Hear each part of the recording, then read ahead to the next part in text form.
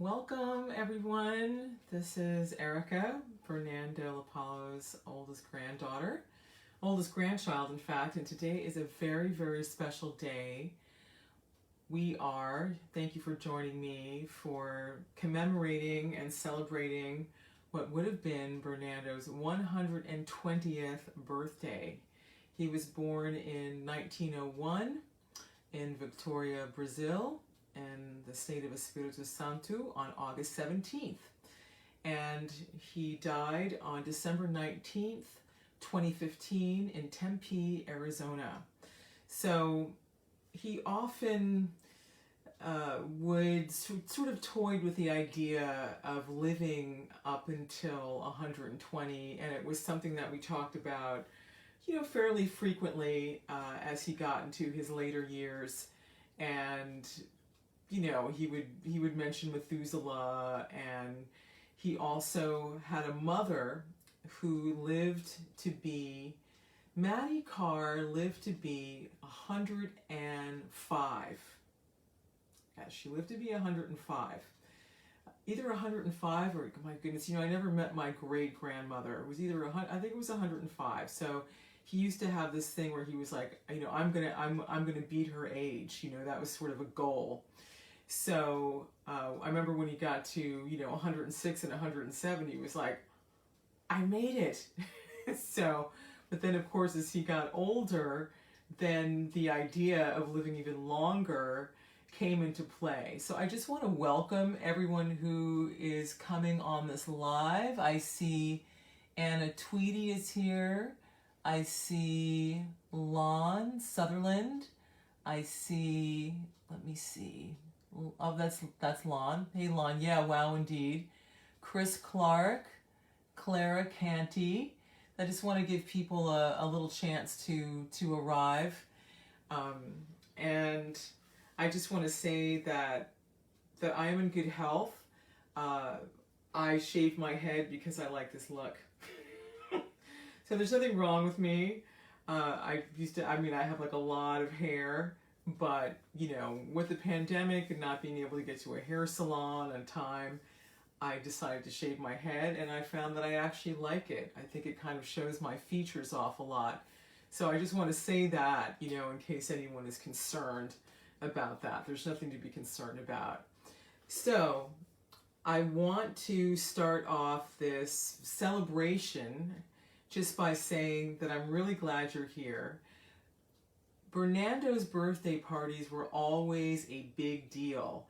As the years went on, when he was living in Mesa, Arizona, he really became a local celebrity. And every year, when he would have his birthday, they would announce it on the television station. There'd usually be an article about him. And at the birthday party, usually ABC 15 would come and interview him and kind of do a nice little heartwarming story. East Valley man, Mesa man, turns 105, 106, 107, 108, 109, 110, 111, 112, and so on. He skipped the 113th, the publicity for that one, due to my mother, his daughter's death. He wasn't up to it that year, but he was on television again when he was 114, and one of the people who is a fan of this page is responsible for making that happen, so thank you. So let me just tell you, what the agenda is going to be. I thought it would be fun just to share some stories and to share some personal notes about Bernando, about Grandpa, because of course he's very well known, for his discipline, for his mastery, of his mind and his body and his spirit and his routines. But, my grandpa wasn't just a goody two-shoes. He knew how to enjoy life, and he also lived during the time of Prohibition, the Great Depression, World War I. He was too young to go to that. World War II, he worked as a merchant marine, and then, all the rest of his life and his career. So he had quite a few stories, and some of these stories he didn't even tell me until later on, family stories, because he didn't think I was old enough, and I was already 52 years old when he started to tell me these things, because he thought that, I was mature enough at that point at 52. I'm now 58. So first, I'm going to refer to my notes here to try and stay on track, because we're supposed to end this evening at 6:20, so that gives us a little under an hour. So for those of you who don't know, briefly, he was born in 1901, August 17th, in Victoria, Brazil, to Mattie Carr and Bernando LaPallo Sr. He was the son of a doctor. My great-grandfather was a doctor, a medical doctor, and a root doctor. So he had a chance to imbibe a lot of these teachings and lifestyle. But it all amounted to adding life to his years and not just years to his life. So as I was telling someone earlier today, even during the last month and 3 days of his life when I was with him, I didn't have to bathe him, I didn't have to dress him, I didn't have to feed him. He was walking on his own. He wasn't in a wheelchair. He was taking his own bath. He was still soaking his feet. He was still doing his superfood. He was still preparing his oatmeal. He was still socializing. He was still going out and doing all the things that he had done, his entire adult life. So I hope that you find this inspiring. So I was looking through my notes last night, because in preparation for today, and one of the things that I used to like to do was that I liked to ask my grandfather questions and write down his answers, write down notes. And so I found an entry from Sunday, March 17th, 2013. So that means that was just March, April, May, June, July, August. That was 5 months shy of his 112th birthday. So this is what I wrote. I spoke to Bernando today, asking if he had heard from my friend, the film director John Halpern. John was out in Fountain View, Arizona, staying with friends and family with the end objective to screen his films of Buddhism in Scottsdale. The hope was, in spite of a packed schedule, that he and Bernando would meet, as John was, and I am, and Grampa, is interested in doing a film, or at least a small interview, during Grandpa's scheduled time in New York the first week of June. So in other words, I had a big birthday bash planned for Bernando to come to New York City to promote this book that was coming out, Beyond 100. It was actually coming out in a digital version first. This print version came later. So John Halpern is a fairly well-known filmmaker and film director, and so I trusted John to be able to do a respectful, interesting interview with Grandpa. But this is what Grandpa said in reply. He said no, he hadn't heard from John today on the 17th of March because he had been out bowling with his friend Darren. Okay, so this is my grandfather at 111. He was out bowling, okay, with his friend Darren, somewhere in Arizona. He was excited and said he had a ball. The last time he was at the same bowling alley was in 2002, when he was 101 years of age, and he had caused a sensation. This time was no different, as he hit 2 strikes and even a 3rd strike at age 111. An announcement was made over the bowling alley's PA system that a 111-year-old was bowling in the bowling alley, and people stopped their own games to come over and see this 111-year-old playing bowl. So they must have announced, the lane that he was in, and a crowd formed, and there he was having a ball and being the center of attention. My grandfather was a Leo, after all. Grandpa was tickled pink that he had 3 strikes and was still such a sharp bowler all these years later. So we'll just let that sink in for a second. So he hadn't been bowling for 10 years. 101, and then he went back at 111 and managed to hit 3 strikes.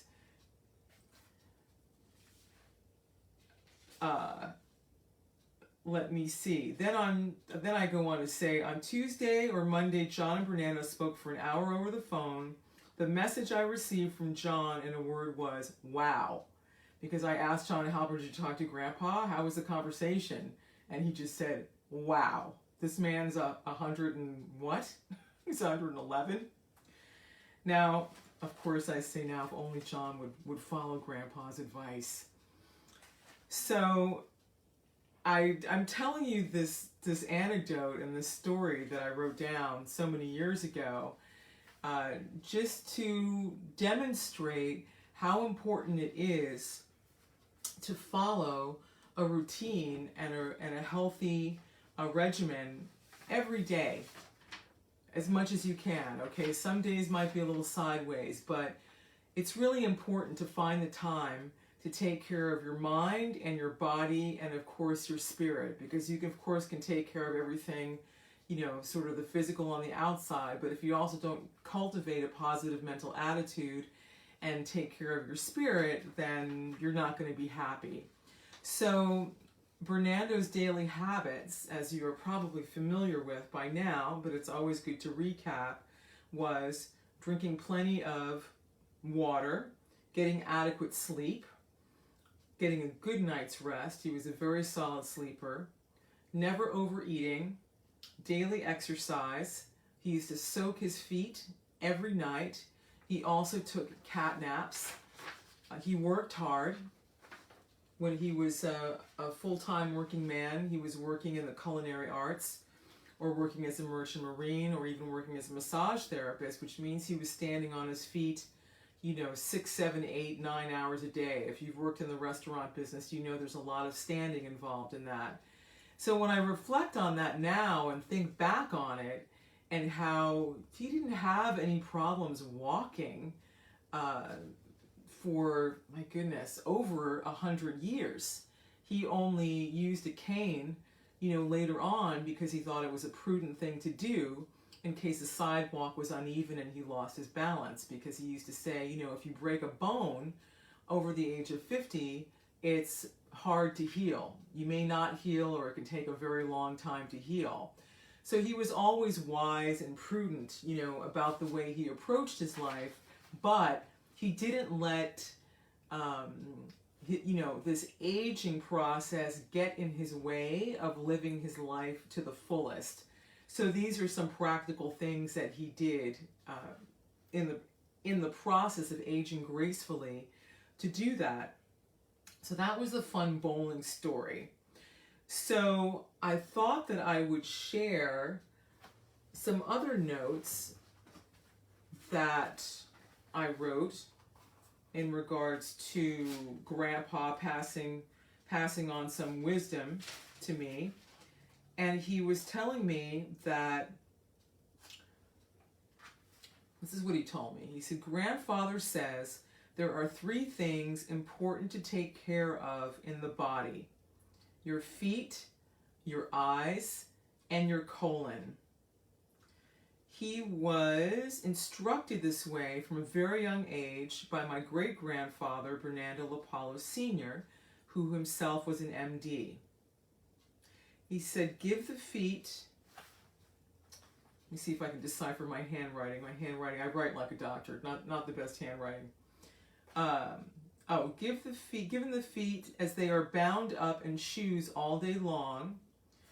Soak your feet at least once a week in warm water and Epsom salts to remove the dirt and dead skin. Dry them well with a clean towel and massage them with olive oil. Then put on clean cotton socks before going to bed at night and keep your feet as soft as a baby's bottom. Since the age of 9, so that would be the year 1910, Bernando has been exercising every morning. Because I asked him, when did he actually start exercising? Because, at least for myself, I always associated exercise with gym class in school. So I wanted to know when he started. So that's what his response was. So then he kind kind of went on to say that by 1924, by the age of 23, he was set in his ways in terms of solid, healthy habits for a lifetime. Now, I thought this was really instructive because his father, or, you know, maybe you're a single mom, okay? It could have been his mother, but in Bernando's case, it was his father. Because his father spent time with him in the morning and spent time with him in the evening, and they ate dinner together, and my great-grandfather apparently would make Bernando's lunch and give it to him and send him off to school in that way, and just reinforced that he loved him and would read to him. My grandfather told me he actually knew how much time his father spent with him every day. He said, my father spent 2.5 hours with me every day. Now, mind you, my great-grandfather had a busy medical practice. He was seeing patients, you know, every day. So he wasn't being idle, but he managed his life and he managed his time in such a way that he had adequate time to spend time with his child, which was the most precious thing to him. So this is very instructive. It goes to show how important it is to impress good habits, healthy habits upon children, and how that really, literally forms their outlook for the rest of their lives. So I thought that was very, very sweet. So now getting back to this instruction that he received about taking care of the feet, which we already just covered. You've probably seen people having a great deal of difficulty walking because they have bunions and they have calluses and they're wearing shoes that don't fit properly and they've never taken the time to soak their feet or take care of their feet. It's very painful to walk. They have difficulty walking. So that was the first principle. Now the second thing was eyes, to take care of your eyes. That's what his father told him, because we rely heavily on our eyes. And I remember, I have a memory of my grandfather coming in basically just to kind of say hello and check on me. It was about 1971. And we were living at 264 West 71st Street in Manhattan, between Broadway and West End Avenue. I was living there with my parents and my brother. And so, you know, we were kind of a close family. Like I said, my grandfather was very close with my mother, Lee, and he would stop by and want to see his grandchildren. He was definitely a family man. So I was sitting there at the dining table, and that means that Grandpa was about 70 years old at that time. And he came in and smiled at me, and, you know, his eyes were alive and sparkling. But now when I think about it, his eyes were behind a pair of eyeglasses. So he was wearing eyeglasses by the age of 70. I don't know when he started wearing eyeglasses, but I can tell you he was wearing eyeglasses by then. It's something that I never really asked him. It was something that I just accepted about him.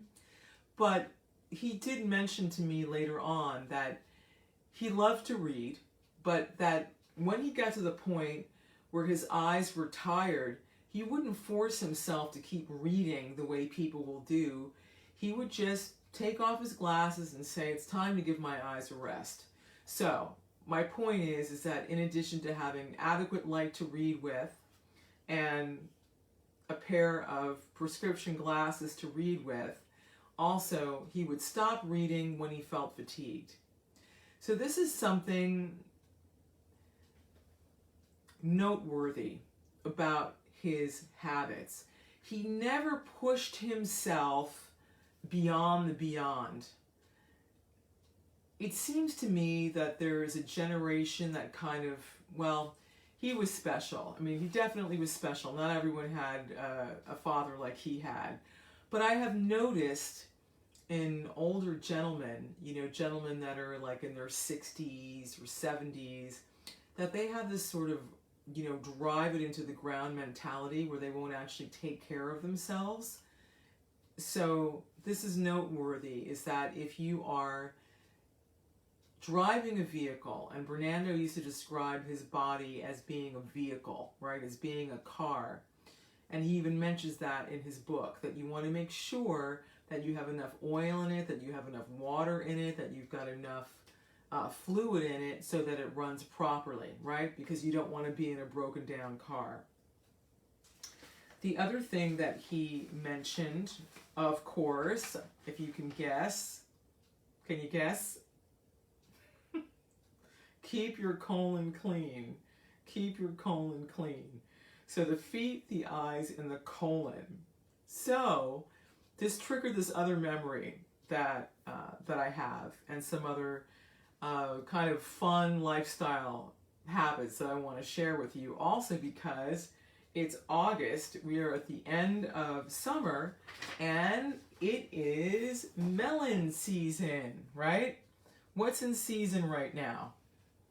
Cantaloupes, honeydew melon, watermelon, Crenshaw melons, all kinds of melons. He loved melons. And I remember now that when I used to go visit him when he lived at 72-10 41st Avenue in Jackson Heights, he lived in that building for years. I mean, I think he and Georgette lived in that building for, at least 30 years, maybe more. One of the things that I really enjoyed was watching him make fruit salad. So I would go over to their house, and I would talk to Georgette, right, hang out with her, and he'd say, I'm going to the store, I'll be right back. And when he would return with 2 or 3 shopping bags full of fresh fruit, because he used to be able to go down on Broadway there in Jackson Heights, because there was the L subway that stopped right there. You could get off at 74th Street in Roosevelt, right, on the 7 line. You could either go that way or you could go the other way. I think that you could take the A or the E out that far. But that street was filled with vendors that were selling fresh fruits and vegetables. So he had his favorite people that he used to go to, and he used to crack me up, because while he was making the fruit salad with me, he used to tell me, he said, well, I told the vendor that if the fruit isn't good, I'm going to bring him back the rind and he's going to pay me back. And then he would laugh about it. And I was like, Grandpa, what, you did? And he'd be like, oh yes, if this fruit isn't ripe, I'm taking him the rinds back, and I'm getting my money back. So, always being instructive, even when he was joking, the moral of the story is that it is very, very important to eat ripe fruit. You want to eat fresh fruit, you want to eat organic fruit, and you want to eat ripe fruit as much as possible. And melon, boy, he loved melon. So if you look at his demo on YouTube for his fresh fruit salad recipe, what's one of the stars in there? Cantaloupe and honeydew, of course, along with grapes and apples and all those other things. So I said, let me look up some fun facts, or kind of refresh my memory about the importance of melon, or why he was so fond of melon, other than the fact that it's delicious. Because another thing about Bernando is that he had beautiful skin. He had beautiful skin his whole life. We all know that he enjoyed was a big advocate of using extra virgin olive oil on his skin, because olive oil and olives, the older they are, the more medicinal they are. It's very, very good for your skin. But what I didn't realize really until today is that melons are very good for your skin, because they are high in antioxidants, they are high in beta-carotene, and they are high in something called carotenoids. And carotenoids are a precursor of vitamin A. And vitamin A helps keep the skin membranes youthful. So it's really like an anti-aging secret, which is not really a secret. So if you look at some very high-end night creams, night renewal creams, because the skin repairs itself at night. What do they tell you to put on your skin at night? Vitamin A. Bingo. That's it. So the other thing relating to the eyes and the colon is that melon is very good for your eyes. Let me see. It's also high in fiber. So my grandfather used to say, if you're eating 3 times a day, you should be passing stool 3 times a day. So melon is very high in fiber. Apparently, it also helps relax the blood vessels. It helps to increase the oxygen intake to the brain because it is high in potassium. Also, it is an insulin stabilizer, right? So that can help keep your metabolism on an even keel. It's also good for the kidneys. Didn't realize that. Melon is also good for the kidneys. So cantaloupe, honeydew, watermelon, I think even Crenshaw melon, very good for that. Melon also helps stimulate the production of white blood cells. So white blood cells are the scavenger cells that go around your body and help fight off disease, right? Things like cancer, tumors, anything that doesn't belong in there. It's very important to have a high white blood cell count because that's what helps protect and keep your immune system healthy. And my grandfather didn't suffer from those things. So I thought that was very interesting. Also, another interesting thing about it is that it seems to be good for helping prevent or at least reduce the effects of arthritis. Let me see. What else can I say about melon? What else I can say about melon is what I'm going to read to you from Bernando's book. This is his second book. As I mentioned before, the first version was digital, but this is the print copy, Beyond 100, How to Live Well into Your Second Century. There he is looking very dapper at about 111 years old, standing in front of his door in Mesa, Arizona. And the beautiful photo of cantaloupe. So I'm going to read what he said. This is chapter 7. He said, cantaloupe are a totally underrated fruit. Number 1, they help your eyes. That's very important. Cantaloupe are full of beta-carotene, which your body converts into vitamin A. The beta-carotene not only gives the cantaloupe its bright color, but it also acts as an antioxidant in your body. Cantaloupe protects your eyes from cataracts and macular degeneration, 2 serious eye problems that often strike seniors.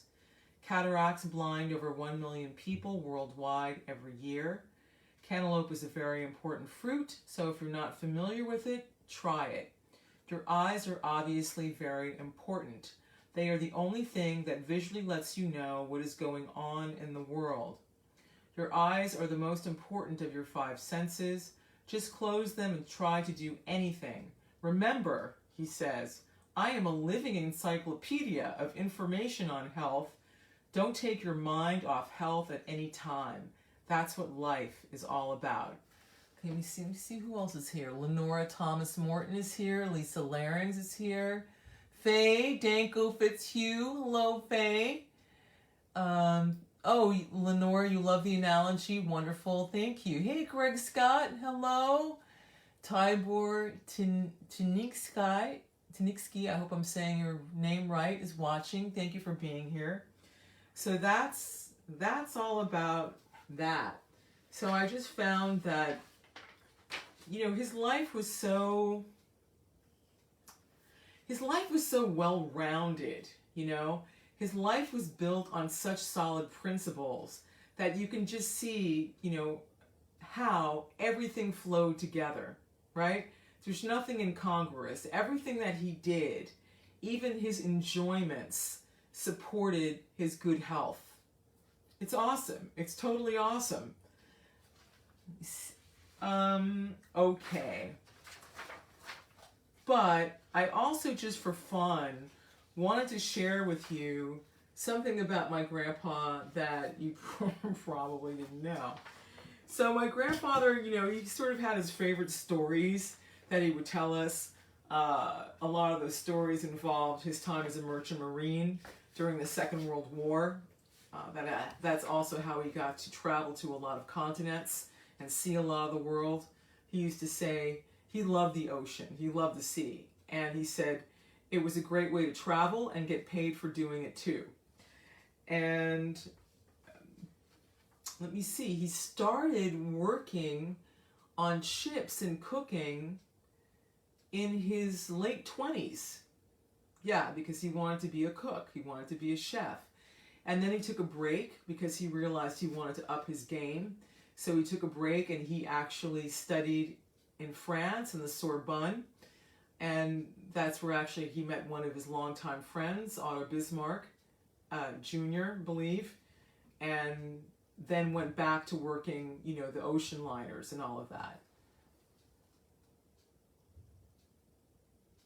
Oh, you're welcome, Lenora. Yeah, the books are great. I mean, you can read them over and over again. It's like they never get old. So, at any rate, one of the things that he did, because remember, Bernando lived during the time of Prohibition, the Great Depression, he lived through all of that stuff. And he was a family man, he was a working man, but he always had a side hustle. And one of his more colorful side hustles was due to the fact that he used to know a fellow named Al Schonbaum. Al Schonbaum is someone that he's very fond of. They must have had a lot of laughs together. So let me find this out. Okay. Here we go, because I wrote these notes down as well. Now, a business partner pal of Bernando's was a guy named Al Schonbaum. Al had married the daughter of the mob boss, Frank Costello, who controlled the East Coast. Al also made bootleg whiskey in his bathtub, and needed labels to make this bootleg liquor appear authentic. So, what did Grandpa do? Grandpa, there was a time when he was working that he was on the ship going from, New York City down to Havana, Cuba. Because remember, there was a time when all the Americans, for a good time, they didn't really go to Miami, right? They used to go down to Havana because the music was great, the women were beautiful, you could party, right? There were cigars, there was rum, there was all manner of everything, and you could all do it on the cheap. I mean, there was a whole, kind of a cultural boom going down there at the time, right?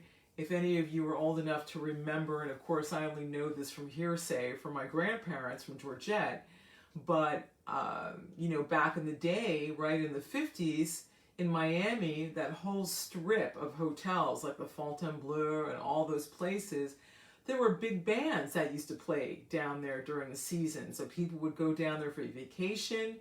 You'd get on your nice party shoes and your dresses, and you could literally just dance the night away, going from one ballroom to another, to another, to another. So if you have any recollection of that, or any, remembrance of that kind of era, right?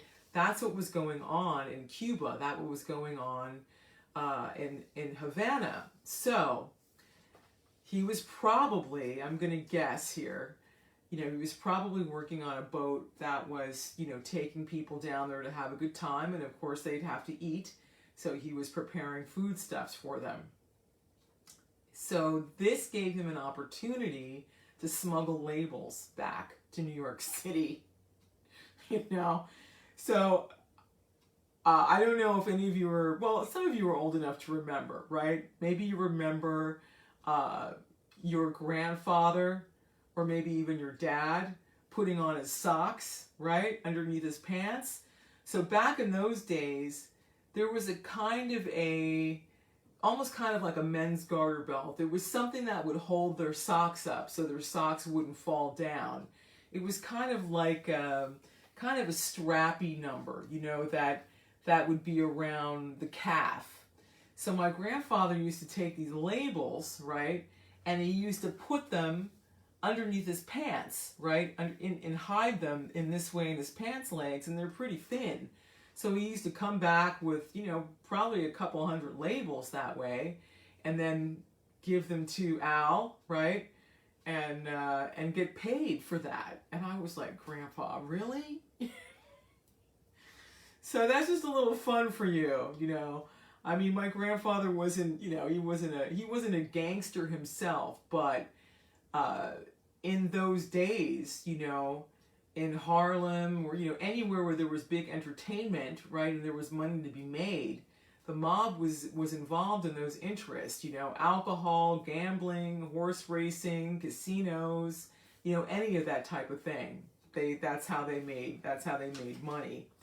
So that's a little funny story about Al Schombaum, his relationship to Frank Costello, and my grandfather's a little bit of a relationship with them.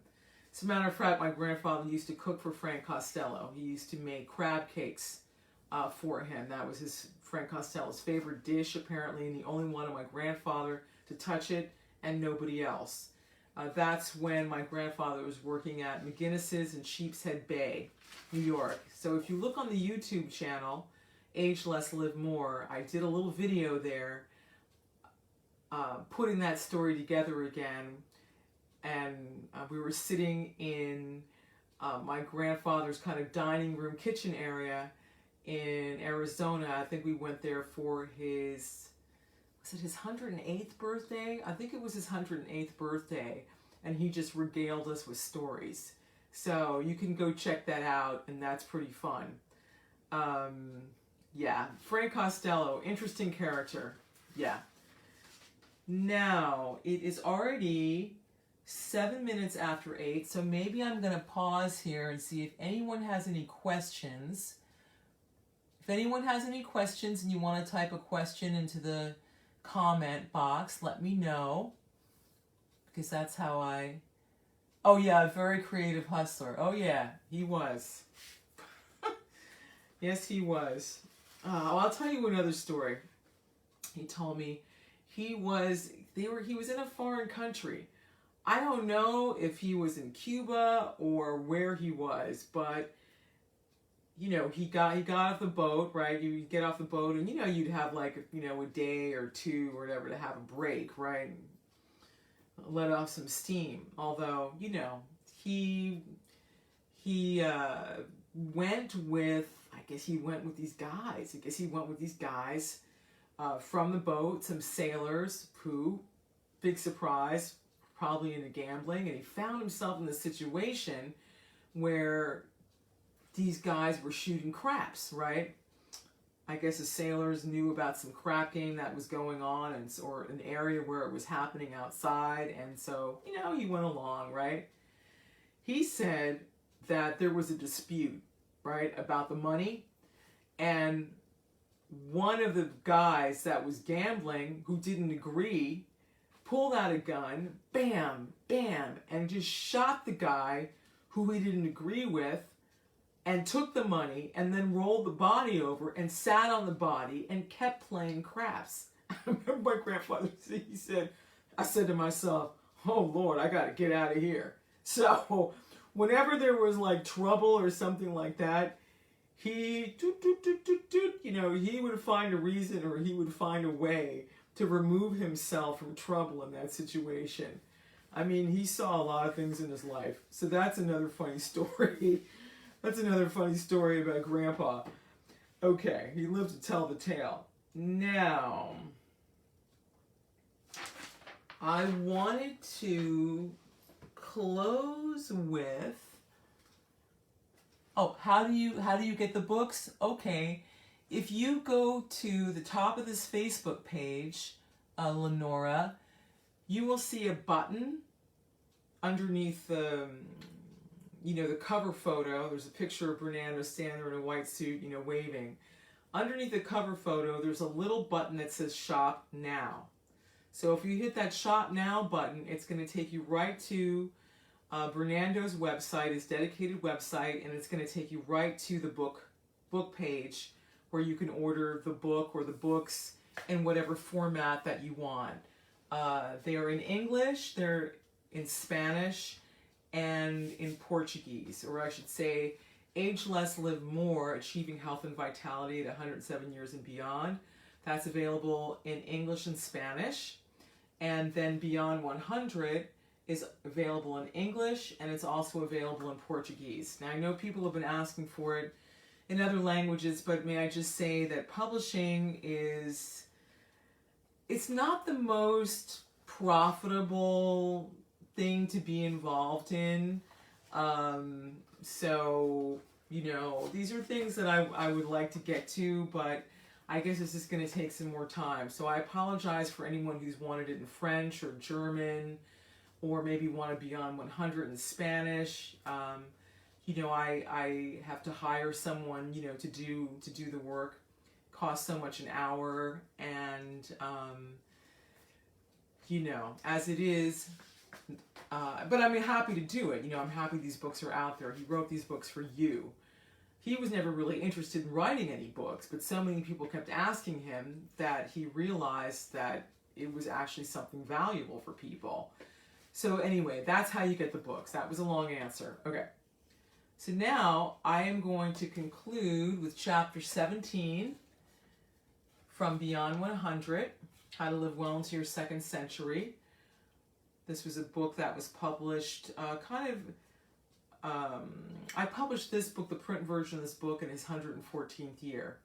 And I remember he kept saying to me, is the book going to be ready in time for my birthday? Is the book going to be ready in time for my birthday? My time is limited. My time is limited. So he knew that death was coming. He knew that. And so he kept nagging me about it. That was one thing about Grandpa. If you told him you were going to have something, Tom, you better have it ready right away, you know. And I kept trying to explain to him, well, Grandpa, you know, it has to be printed, it has to be typed, we have to go over these different things. He didn't want to hear it. So I managed to get it done, I think, by June, and had it sent out to him. And, you know, he didn't even say, okay, you know, great job or thank you. It was just kind of like, well, it's about time. He's so funny. Okay. So this chapter is called Some Thoughts, and this is where we're going to conclude here, unless you guys have some more questions.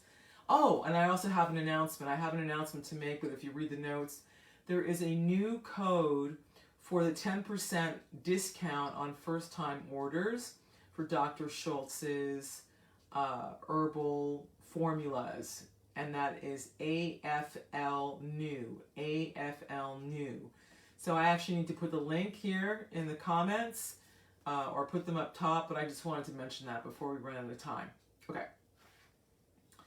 Page 65, Some Thoughts. I often talk about how my father and how he raised me. People ask me why I don't write a book with lots of recipes. I don't have a lot of recipes because I'm a vegetarian. Remember, I have been eating green vegetables and fruits all my life, with some fish and soups. All the water I drink is boiled and chilled in the icebox. No meats except lamb once in a while. More green vegetables and fresh fruit, melons of all kinds, cantaloupe, watermelon, you name it. All kinds of berries. Top of the list of berries are blueberries and blackberries, although all berries are good for you. Don't forget mushrooms to heal and prevent diseases like cancer and diabetes.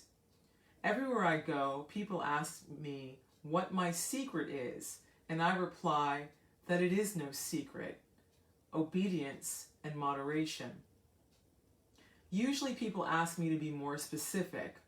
Well, the obedience part is very easy to understand, although many people seem to have difficulty implementing it. It simply means that when you are taught a good way of doing something, then you should actually obey the rules. I have a feeling that if you have read this book up until here, you will be in agreement with most of what is written. The real question is, will you obey the advice given? The second part is moderation, and this simply means that you should do nothing to excess, even if doing it in small doses is good for you. We have seen again and again how water is not only good for you, but crucial for your very existence, and yet drinking it to excess can be very harmful. There was a case this year of a young woman dying from drinking dozens and dozens of bottles of water at one time. We should exercise moderation in everything we do. At one of the speeches I gave, I said to my audience that we take too much of our bodies for granted. I asked the audience, what is the first thing you do when you get up in the morning? Somebody replied that it was going to the bathroom. I replied, that's true. So tomorrow morning, try going with your eyes closed and see how much you need your eyes. A couple of weeks later, I came across someone who had been in that audience, and he was very angry with me. He told me I was the cause of him falling and breaking 2 fingers. I told him that I had said to try to do it, not to do it. I meant to show how crucial our eyes were. He took it too literally, but in the process learned the lesson very well. I think the message should be clear. Eat plenty of fruits and vegetables, as near as possible organic fruits and vegetables. Clean the vegetables and then lightly steam them, or put some olive oil in a saute pan. Chop the vegetables, add some chopped onions, garlic, and sea salt. Saute lightly, season to taste, and enjoy. However you prepare them, do not boil vegetables, as then most of the nutrients go down the drain. Some old sayings are boring because we have heard them so often, such as, an ounce of prevention is worth 1,000 pounds of cure. However, they are old sayings because they have stood the test of time. You may not think that an ounce of prevention is worth 1,000 pounds of cure before you get an ailment, but usually, by the time you get the ailment, you will wish that you had expended an ounce of prevention in the past. This book is your guidebook for prevention. An ounce here. Eat more vegetables. An ounce there. Drink plenty of water. Take action now, before you need to apply the pounds of cure. Just as with a car, if you use good gas and top quality oil, your car will last a long time. Whereas if you use cheap gas and bad or no oil, you will soon have trouble. Similarly, you have to look after your body. Use organic where you can and eat free-range eggs if you are going to eat eggs. Above all, take care of your colon, your liver, your eyes, and your feet. This book is not just me telling you what to do. The mere fact that I can be writing this book at my age is really my way of telling everyone just how thankful I am to be here and able to take care of myself, to be able to prepare and cook my own food, bathe myself, shave myself, dress myself, answer my own door, take my own phone calls, and read my own mail. Many people do not appreciate how lucky they are to be capable of all these things until they lose the ability. I visit rest homes and I see people of 75 or 80 years of age who can't even drink a cup of tea or coffee without help, and even then they spill it all over themselves. I know that on the one hand I am extremely lucky, but on the other hand I also work very hard at staying healthy. During the Second World War, I was a chef on a military boat, and we were in port in Bristol, England. I had been on shore leave and was due to head back to my boat. However, just as I was about to catch the last bus back to the port, air raid sirens began to wail. I scrambled to get on the bus, but in the mayhem and confusion and noise and people running everywhere, the bus door got slammed in my face and the bus roared off down the street. A very kind old lady who had just gotten off the bus put me up for the night, someone who herself had no food. The next morning I went out and bought her some food and then paid a motorcyclist with a sidecar £1 to take me back to port, only to be greeted with excited cheers by my shipmates. They seemed surprised to see me and asked, "Are you alive?" I said, "Of course I am. I'm here, aren't I?" They proceeded to explain that they thought I must have been dead, as the bus that roared away the previous evening, leaving me at the curb, scored a direct hit and got blown to bits. I cannot help but feel that God spared my life that day for a purpose, and that I am now living, namely, to inspire others to take up healthy habits. There is one final story I would like to relate. For many years, I worked with a talented chef by the name of Otto Bismarck, with whom I had studied at the Sorbonne. We had become good friends. And before I get into the story, let me relate the last time I met him. We had lunch at Rockefeller Center in New York when he lived in upstate New York, just before I moved to North Carolina. By then he was very famous, having become the executive chef on the luxury liner, the SS United States, which still holds the record for the fastest ocean liner in regular service to cross the Atlantic. At this lunch, he was still drinking a lot of whiskey, as he always had, and I remember telling him, "Otto, you have to stop drinking like that. It will kill you." He looked at me and with a laugh said, "Well, it doesn't matter. The damage is already done, and besides, I enjoy drinking, so I'll be dead soon anyway." And he was. 6 months later, he was dead. His heavy drinking is relevant to the story, however. At one stage of the war, he was the head chef of a military vessel, and I was known as the range chef, which is somewhat akin to the sous chef. We were in port in Southampton, England. A meeting had been arranged between Churchill, Stalin, Haile Selassie of Ethiopia, and Roosevelt that was going to take place on Churchill's yacht in Southampton Harbor. Otto Bismarck was nominated to be the chef for the encounter, but his drinking was clearly problematic and he was aware of it. Graciously, he suggested that I be the chef, and that's how I got to be taken by small skiff to Churchill's yacht and got to meet and shake the hands of these major players of World War II. Churchill himself, Stalin, Haile Selassie, and Roosevelt. Security had been high, but not nearly as onerous as the average traveler experiences today going through an airport.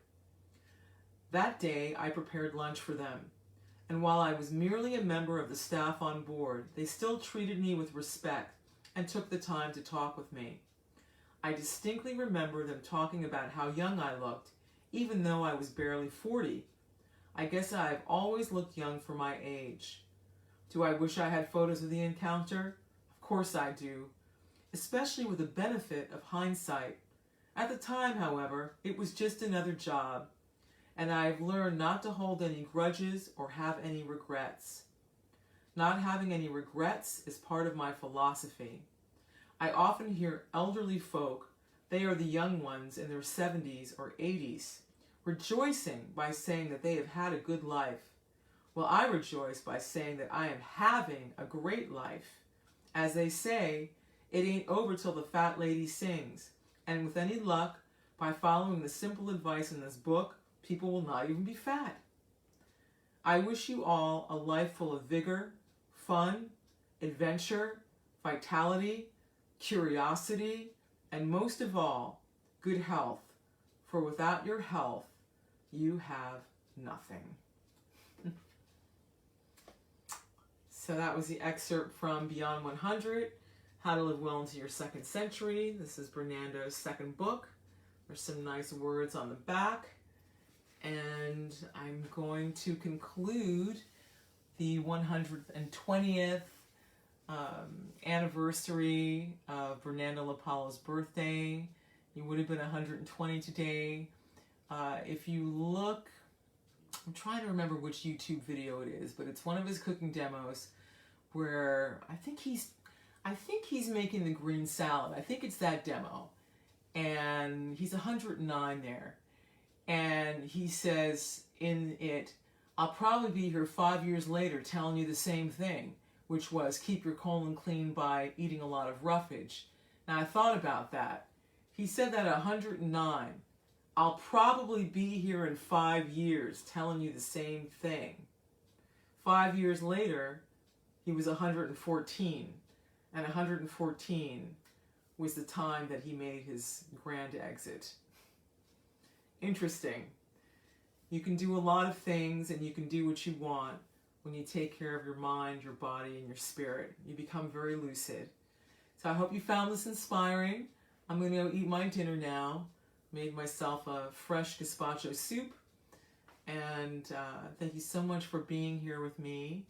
And if you have any, comments or questions, you can leave them down in the below afterwards, and I'll go through them, and I'll try and answer them all as best as I can. Happy birthday, Bernando! Happy birthday!